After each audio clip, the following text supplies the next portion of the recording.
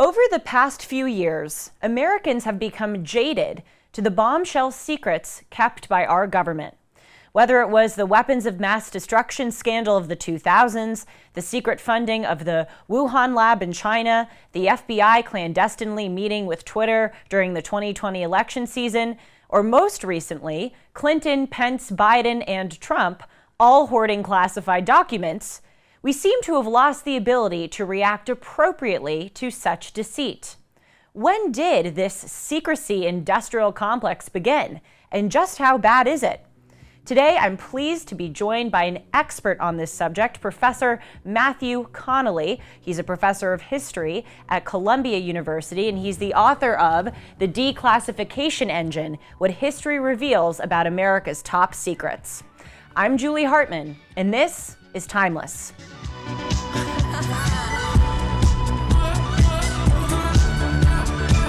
Hey everyone, welcome to Timeless. I hope that you're having a great week. Just a reminder to hit the subscribe button down below so that you can stay notified every time I post a Julie Noted news video or a Timeless episode. And of course, be sure to follow me at Julie R. Hartman on Instagram and Twitter. Now, I'm always excited to welcome any guest with whom I can speak about history, because you all know I am a history nerd. I was a history major in college, and all roads seem to lead back to history for me. But I'm especially happy to welcome this particular guest, Professor Matthew Connelly, because I actually referred to his other book, Fatal Misconception: The Struggle to Control World Population. I referred to that book a lot in one of the biggest papers I wrote in college. I wrote a 35-page paper on Margaret Sanger and Planned Parenthood.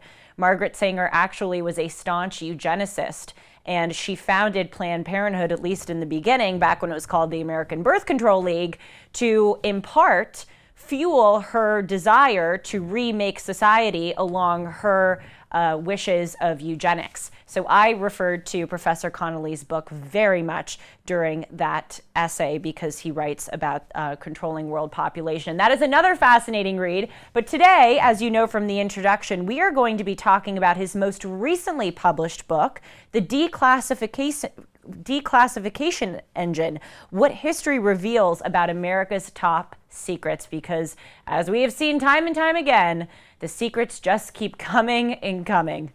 Hello, Professor Connelly. Welcome to the program. Good to be with you, Julie. So what I loved about the introduction of your book, I mentioned this to you before the program, is that you kind of went through a timeline of how this secrecy industrial complex became built in the United States. And it wasn't always this way, you argue.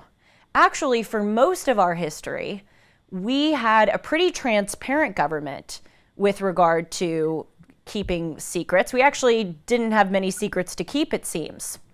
Can you talk a bit about this period? What about it made it so transparent? And then what changed?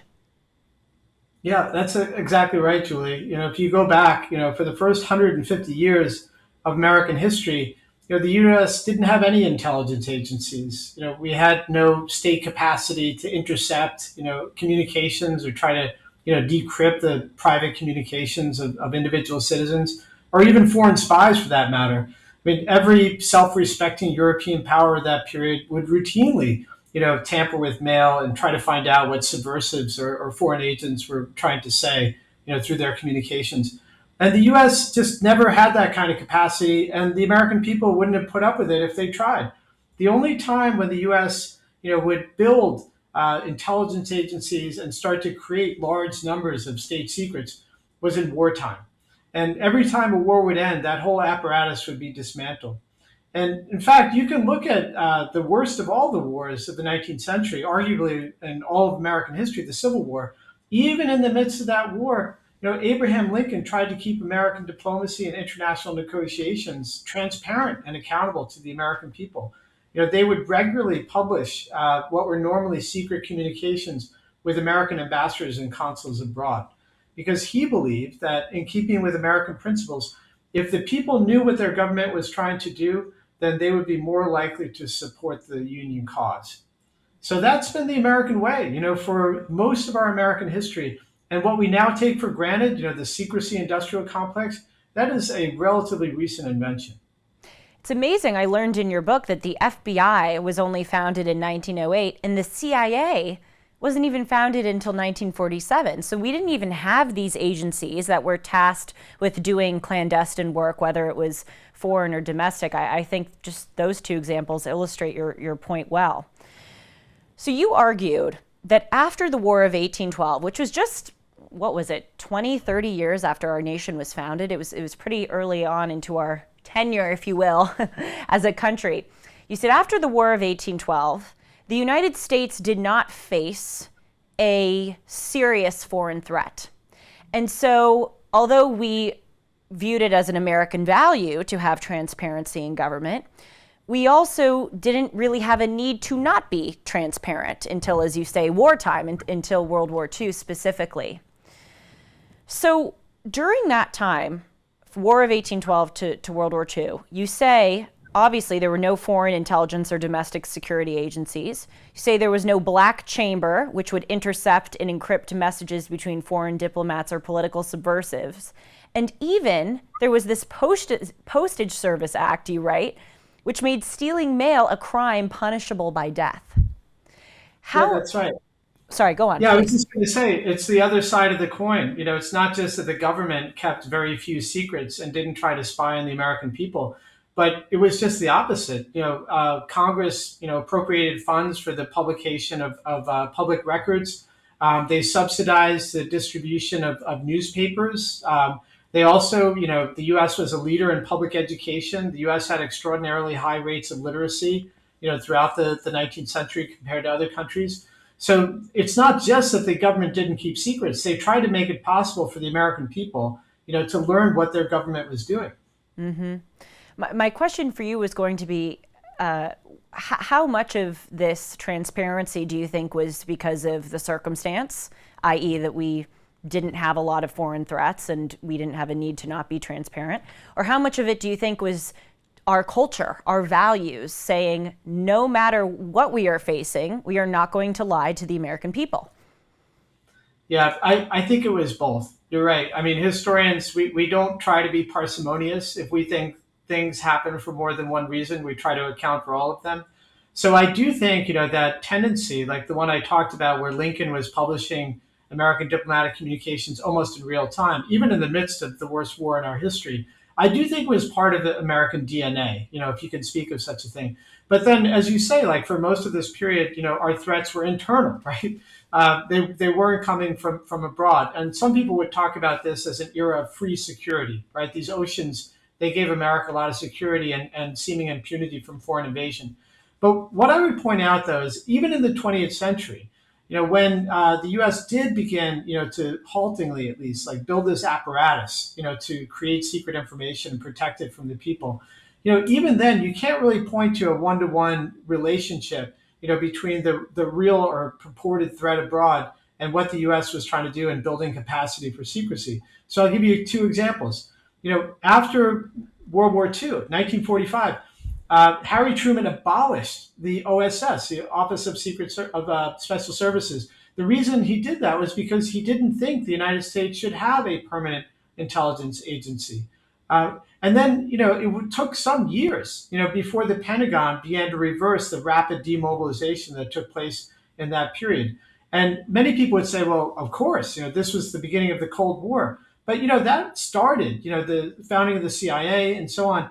That actually began before the Soviet Union posed a military threat. This was a time in which the United States economy accounted for half of the world's economic output, right? So in this period when they began to build this massive apparatus, starting with the Manhattan Project and building on it, that began at a time when the United States was extraordinarily secure in the world. One other example, the 1990s. This was a period of which, the United States was the world's only superpower, right? It was now in retrospect, we even call it the unipolar moment. But did we see any of our intelligence agencies dismantled?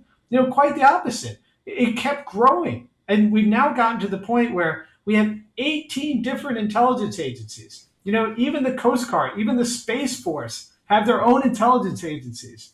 So I don't think you can point to like the reality, of a threat abroad to explain this extraordinary spending, and the extraordinary secrecy surrounding this whole apparatus. Our $900 billion Pentagon, our 18 different intelligence agencies. It's taken on a life of its own. Yes, you're right. It certainly has, because this was all developed, as you say, and as John Mearsheimer argues a lot, during a time in which we were a unipolar world. We were kind of the only hegemon in town. Now, in 2023, I talk a lot about this on the show. We have the grave threat of China, both economically and politically. You can argue that Iran and India and even Saudi Arabia and other countries are growing as threats, not to mention Russia. So now we live in a multipolar world. Some may argue that in this multipolar world, we would have more, I shouldn't say we because I'm not the US government, but our government would have more of a reason to engage in clandestine activity and keep secrets, because things have gotten more complicated. Also, back during the time of the war in 1812, we didn't have AI. We didn't have the cybersecurity threats that we see today. So some could say, as the world's gotten multipolar and more complicated, we have more of a need to keep secrets. What's your response to that? Well, Julie, secrecy is not the same thing as security. There's this idea, and there are examples where you can back this up, where you could say that, like that famous scene in A Few Good Men, we can't handle the truth. I mean, there are some examples, like the identities of our covert operatives, the details of our secret weapon systems, and so on. I mean, there are things that really do have to be protected. Absolutely. But all the more reason then that we be discriminating and careful, in delineating what is actually dangerous, like the information that really could get people killed. And unfortunately, that's not the case. And a lot of the secrecy that we have in this country, and this has been true for a long time, it doesn't cover up top secrets of that kind. It covers up a lot of waste and misconduct. And also, secrecy is really inefficient. To take an example, like some of the physicists who built the atomic bomb in World War II estimated that all the extraordinary measures they took to keep that secret, that entire program, did not actually succeed in protecting that secret from our enemies, right? The Nazis were well aware, the United States had a program to build an atomic bomb. So did Japan. And certainly the Soviet Union knew that the US was working to build an atomic bomb. If we had not tried to cover up that entire program, like literally hundreds of thousands of people working in secret, they estimate that it would have been possible to deploy an atomic weapon a year and a half earlier than we did. Now, just imagine what that would have meant for the Second World War. Imagine if we were able to attack the Nazi Germany with atomic bombs in 1943, right? The whole course of history could have been different. I'll just give you one other example. In my book, I describe examples where people who are hard-nosed realists, some of the people who helped to build not just atomic weapons but hydrogen bombs, they decided by the 1990s that this system for creating secrets has grown so out of control and had undermined American security and American democracy that they thought a policy of radical transparency would actually be beneficial for American security. Right? So just because you have 18 different intelligence agencies doesn't make you more secure. Like as we learned in the run up to 9/11, the rivalry between just two of them, the FBI and the CIA, the fact that they couldn't share secrets with each other, that actually put all of us in danger. So secrecy absolutely doesn't mean the same thing as security. Sometimes it's just the opposite. You may have changed my opinion about this, because I thought that especially during times of war, you really needed to keep secrets. But what you mentioned about the bomb, it made me think of China now. China does not actually, I'm sure they have secrets that they don't share with us, but they're pretty open about their encroachment into the United States with TikTok. They just opened this spy base on our neighboring country of Cuba. I mean, hell, they sent in a spy balloon that people could look out of their windows and see. They weren't hiding anything. They're pretty open that they want to spy on us and undermine us. So that's a good example. I mean, Julie, that's an example. It wasn't a secret to China that we were observing their surveillance aircraft, right? Right. Yes. And certainly, like those balloons weren't secret to our government. Like the U.S. government was tracking them for some years. It was a secret for the American people, right? I mean, whose interest was being served by keeping that information from the American people? So it's another example, like a lot of times how this kind of information is not really being kept, to, keep Americans secure. It's instead to, keep us in the dark so we can't question the actions of our leaders. Also, I want to delineate here with what we're talking about because obviously, if we go back to World War II, thank God D Day was a surprise. Thank God it was a secret. Of course, there are certain attacks and things in warfare. You see how eloquent I am? Things that need to not be advertised. But what we're talking about here, I think, well, maybe you can define it. Where is the line? Yeah, so D-Day is a great example. That was actually the first top secret, right? So they had to create a Right. whole new level of classification to try to protect, information about the time and place of the landings in France in 1944. And absolutely, if the Germans had had advance notice, if they knew they were coming to Normandy instead of the other landing sites, then it would have been a massacre, even worse than it was, right? Even worse than Bloody Omaha. But as soon as those landings began, that was no longer a top secret. But the US keeps a lot of secrets like that, things that were secret at the time, like the details of specific operations and such, but details that really don't matter, right? Decades after the fact, when they really can't harm anyone. So there are examples like that. And then on the other hand, I'll point out another more recent example. Look what the Biden administration, to its credit, did with the intelligence it had gathered about Putin's plans to invade Ukraine.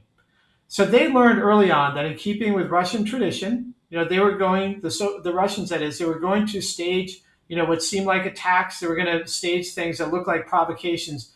So it would seem as if they were responding, to Ukrainian aggression. So the Biden administration knew that this was the plan, and they could also see how the Russians were massing their forces. So what did they do with that information? They put it out there. They notified our allies. They notified Kyiv. And soon enough, people began to realize that the Russians were trying to fool them. They were putting out a lot of misinformation. And when the invasion began, then it gave the US a huge information advantage. So it's another example of how transparency can actually make you stronger. What is the line still, though? I'm stumped between you argued that we could have and should have, and in some ways did, make the bomb transparent. Oh, Well, what I would say is the lengths to which they went, the way that, for instance, they transported, hundreds of scientists, thousands of engineers into the New Mexico desert, the way they, put, like, literally, again, hundreds of thousands of workers, into factories in Oak Ridge, Tennessee, and in state in Hanford, Washington. I mean, it took extraordinary measures, right? And it was difficult to do, and it was expensive. I mean, it was extraordinary, the resources required not only to build a bomb, but to keep the whole thing secret. So you have to ask yourself, what are the opportunity costs? And in terms of like the U.S., technological advantage relative to other countries, when scientists have looked at this, even going back to the waning days of World War II, if you look at Vannevar Bush, he was like the leader, of America's scientific effort in the war.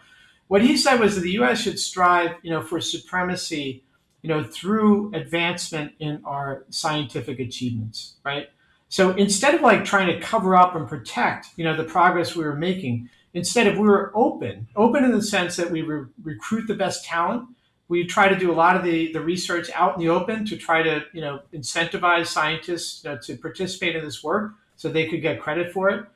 If we did that, then the U.S. could remain a world leader in electronics, a world leader in guided munitions and so on. This was, the original idea, the genius, I think, of the American, way of war. Was that yes, a lot of research was secret, but then a lot of the research, wasn't, right. And it turns out that in the long run, establishing and maintaining that technological leadership is a more secure basis for a national power than trying to protect what secrets we have. I mean, look, for instance, at the long history of the Soviet Union, like constantly copying off American science, American engineering, and so that they were with few exceptions, they were never really able to develop independent, capacity to build truly innovative weapons. And you could say much the same thing about China. The Chinese have time and again copied American designs. Now they do it very well. They certainly are formidable competitors. And when they can build those weapons more quickly and more cheaply than we can, we've really got a challenge on our hands. But nevertheless, I think most people would agree that we're in a better position when instead of copying other countries' innovations, when instead we're leading the world in our science and technology. As long as we prevent a country like China from stealing the intellectual property and making billions of dollars. I agree with Mhm. you. Yeah. So, what was the first big secret that the US government kept from its citizens? Oh, so many to choose from. you know, I'm going to dodge the question just for a moment, but just to give you an idea of the challenge we face, in the year 2012, the government estimated that officials created secrets 3 times every second, 93 million times a year. So we're talking Wow. about a lot of secrets. But what we're able to do now, at least with declassified documents, and there are millions of them now, from the CIA, the State Department, and so on, we can start to use data science methods, and we can begin to analyze like what are the secrets that are guarded most closely, right? And in some ways it's surprising. I'll give you a few examples. Like I know someone at Microsoft Research. I've been able to collaborate with her at times. She's quite brilliant, Hannah Wallach, and she ran an experiment when she wanted to see which are the secrets that are declassified more quickly. The secrets related to nuclear weapons are secrets related to UFOs. And you might think like, well, of course, there's Roswell. There are these programs that they hide from us out in the desert. But no, it turns out the programs out in the desert that they hide most carefully are the ones related to building and testing new nuclear weapons. Nuclear weapons are much more closely guarded than secrets related to what they now call unidentified aerial phenomena. We also, in my lab, we run experiments where we try to organize these millions of secrets into different topics, right? Not just nuclear weapons, but also, UFOs, but also American economic diplomacy, covert operations, and so on. And here again, for some people, it would be surprising. Like a lot of people think American diplomacy is motivated by some hidden agenda, where it's all about promoting capitalism. But that's not what we found. If when you look at records related to international trade negotiations or trying to promote American exports abroad, that kind of diplomacy is conducted for the most part, with few exceptions, out in the open. Like very few of those communications tend to be classified, right? So that's the kind of answer I would give. I would say, yeah, I can give you examples, but what's really compelling to me is when you can assemble a lot of evidence. When you have millions of data points and you can begin to analyze this objectively. So, what would be one that you would identify as one of the most important secrets kept? So I, Before weapons of mass destruction, before all the recent stuff. oh yeah. The first kind of big Well, one. I begin with Pearl Harbor. I begin with Pearl Harbor because to me that was like the moment when this whole national secrecy apparatus was first conceived. And one reason why I say that is one of these experiments we ran. We looked at when you can look at different versions of the same formerly secret document. Sometimes even decades after the fact, it will still have redactions. So one of these documents that seemed to be about nuclear weapons. It was from 1953. It was a record of when Winston Churchill visited the White House, and he mainly wanted to talk to Dwight Eisenhower about American nuclear diplomacy and nuclear threats against the Soviet Union. He ended up going on a long tangent, and by all accounts, he probably had been drinking a bit. And after the fact, somebody wrote down what he said, and what he said in this long tangent was all about Pearl Harbor. It was something about the threat of nuclear weapons that got him thinking about what happened on December 7th, 1941. And what he started to do was ask a lot of questions. Like he called over the CIA director, who in 1941 was the person who failed to deliver the message that would have shown how Japan was breaking off diplomatic negotiations. And he started asking, like, well, General Smith, what happened with that intercepted communication you never delivered? And also he told the story about how he was having dinner in 1941, the very night when they first learned about the attack in Hawaii. And he talked about how two American diplomats, instead of being upset about it, instead they got up and they started dancing. They were celebrating the Japanese attack in Pearl Harbor. Oh, gosh. So when Roosevelt got in front of Congress and then he spoke to the American people and he said, this was an attack out of a clear blue sky. It was unprovoked. American diplomats were negotiating in good faith. It just wasn't true. They knew for weeks that this Japanese attack was coming, and in fact, they welcomed it. Because they wanted to find a way in which the United States could get into the war. So to me, that is like I call it the original secret, right? Because it was that secret that served as a kind of foundation for this whole apparatus that began to build up afterwards with the idea that we were going to protect ourselves against all future attacks. It seems all of those secrets have a through line of the US government thinking of it as a noble lie. Oh, the American people won't know about our secrets pertaining to Pearl Harbor, but it really is noble because it's going to get us into the war and defeat this evil power, which is going to benefit Americans in turn. You know, we're not going to make Americans aware that we actually know that Saddam Hussein possesses no weapons of mass destruction, because in the end, it will be a good thing that we ousted him. It's all centered on this noble lie, which of course, I mean, I reject that fundamentally. I don't think there is such a thing as a noble lie. But this is kind of hearkening back to what I asked you earlier about whether it's circumstance or American values. Because it seems to me, and I know you said I'm a historian, if there are two possible things, I want to weigh them, you know, each. I don't want to pick one. But it seems to me that there more has been a change in American values, which has contributed to this secrecy. Because, again, of this noble lie idea. And it comes also with the noble lie idea, there's a sense of we are superior, we know better than the American citizens, so there's no need for them to know what we're doing behind the scenes. Yeah, I mean, you can go all the way back. I think it was 1815. There was correspondence between it was between John Adams and James Madison. And they were writing about how, you know, without fail, whenever someone achieves a position of power, and they know something that other people don't, they immediately, you know, believe that they are operating from a place of goodness. You know, Yep. you know, if other people knew what they knew, you know, then they would do what they did, right? And it's like another, you know, way of putting it. It's another famous expression. Lord Acton said, you know, absolute power corrupts, and absolute power corrupts absolutely. And when you think about it, you know, knowledge is power. And there's nothing more powerful than secrecy, secret knowledge, things you know that others don't and others can't. And so, you know, this has an effect on people over time. And you can see how it has a corrupting influence. Now, the case of 1941, it's a difficult one, right? Now, if you go back, it may be a little hard to believe now, but, you know, large majorities of the American people didn't want to get into that war. It was deeply unpopular.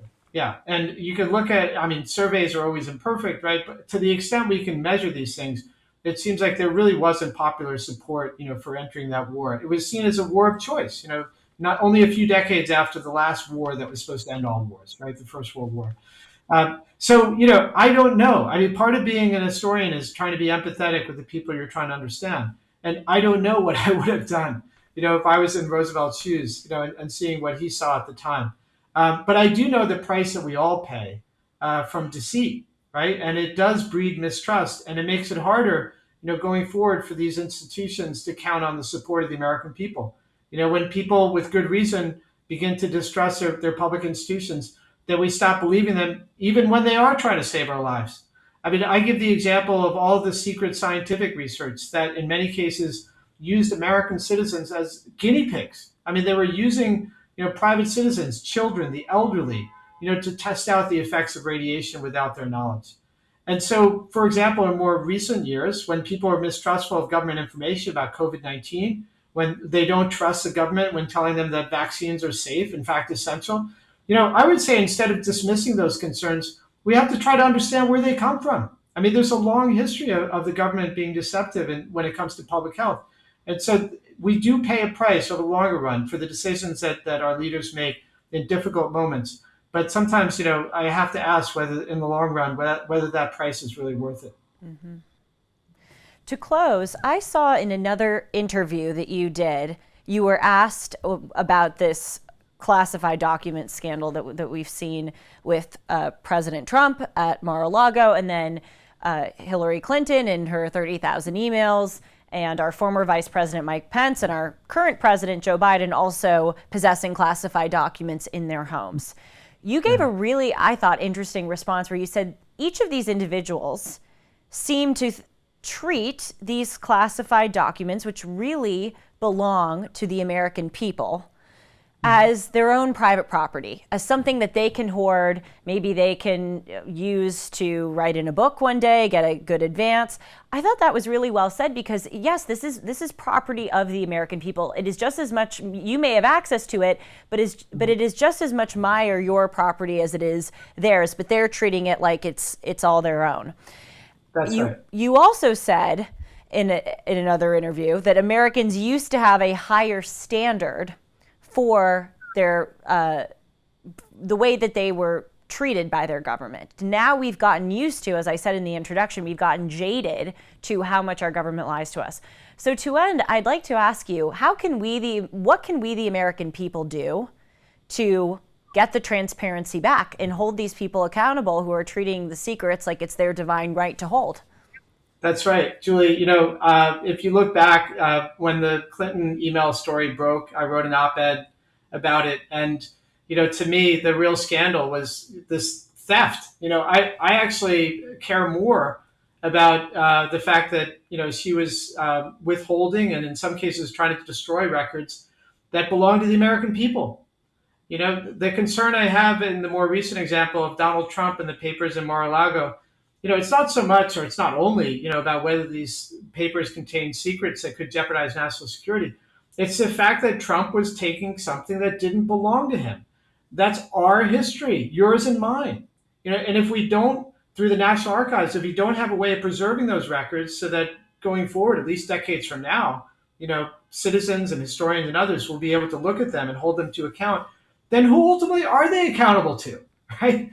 I mean, if they claim the right, the power, to conduct these operations all over the world, to conduct assassination programs where thousands of people are killed, at the orders of the American president, but then they won't allow for a record to be kept and preserved, so that we can hold them to account, then ultimately they're not accountable to anyone, right? And so that to me is the ultimate scandal, is the fact that our government only cares about these records when they contain state secrets, government secrets.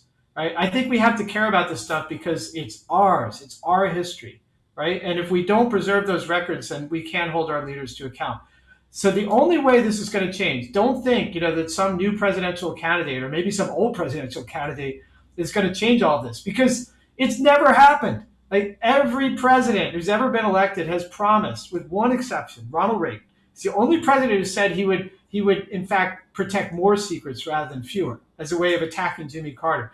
Every other president has said that they were going to be more transparent, more accountable to the American people. And it never happens. The only way you can see change happening, the only way it's happened in the past, is when Congress and the courts do their job, right? That's what our founders understood. The only way to prevent presidents from exercising this sovereign power over secrecy, where they decide what the rest of us are allowed to know, is if we empower courts and Congress to do their job. Right? The only way you can do it is you pit power against power. And that's the only way we're going to keep these people honest. Professor Connolly, thank you so much for coming onto the program. It's been so fun to meet you, and I typed your name so many times and referenced your book in that Margaret Sanger essay. As a reminder to everyone, Professor Connolly's book is The Declassification Engine: What History Reveals About America's Top Secrets. It is riveting. He talks about the atomic bomb, Pearl Harbor, drone warfare, and so many other secrets. Sadly, there are so many other secrets. I hope to have you back on the program again soon, and we can talk about Fatal Misconception. As I've mentioned, a really great book, and I know a lot about it. Great, Julie. It's great being with you. Thank you again. Thanks. And thank you all so much for joining me. I will see you soon. Take care.